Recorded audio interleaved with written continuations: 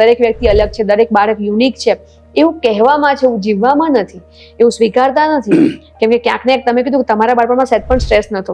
આજે ચોથા ધોરણનું બાળક હોય ને, મેં જોઈ છે, મારી પરીક્ષા છે, મને એમ થાય કે કેજીમાં શું પરીક્ષા હોય, કેજીમાં શું પરીક્ષા હોય. સરકારે પણ કીધું છે કે બાળકને ફેલ નહીં કરવાનું. એ માતા પિતા એવું શું કરે, એમની અંદર એવું કયો ગુણ કેળવે કે જેની અંદર એક તો ધીરજ આવે પોતાના બાળક પ્રત્યે, એ સ્વીકાર આવે કે આ મારું બાળક છે, આ યુનિક છે, આ જીવનમાં કંઈક કરી લેશે. પહેલી વસ્તુ એ કે આપણે ત્યાં એક્સિડેન્ટલી મા બાપનું પ્રમાણ બહુ વધતું જાય છે. કોઈ પણ પ્રકારની તૈયારી સમજણ વગર મા બાપ થઈ જાય છે. એની કરતાં એક અભણ ખેડૂત સારો કે ખેતી તો કરે છે, ખાતર તો નાખે છે, તૈયારી તો કરે છે, જમીન જોઈને ખાતર તૈયાર કરીને નક્કી કરીને મારે ઘઉં વાવવા છે તો હું ઘઉંના બીજ રોપું. હા, એટલે આ બાય ચોઈસ નહીં પણ બાય ચાન્સ જે પેરેન્ટ્સ બની જાય છે. હા, એ બહુ મોટી સમસ્યા છે. પહેલા આવી સમસ્યા નહોતી. એનું એક કારણ હતું કે ઘરમાં એક દાદીમા હતા કે જેને પોતે 8-10 ડિલિવરી કરી.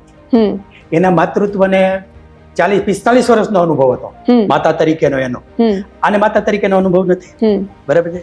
જેને અનુભવ છે એને ભેગા નથી રાખવા, અને પોતાને અનુભવ લેવો નથી, નહીં તો બીજું ત્રીજું તો સારું થાય. ચલો અનુભવ નથી કઈ વાંધો નહીં, પણ અનુભવ લેવો નથી. હા, અનુભવ લેવો નથી, અનુભવીને ભેગા રાખવા નથી. એક મોટી સમસ્યા. ઓકે, તો બાળકમાં જે ઇનબિલ્ટ શું છે એ બહુ જ અગત્યની વસ્તુ છે. ભગવાને શું આઇસોલેશન કર્યું છે એ બહુ અગત્યનું છે, અને એ તારવાની જવાબદારી ખાલી માતા પિતાના કામ લાગે. 3 વ્યક્તિની મુખ્ય જવાબદારી છે.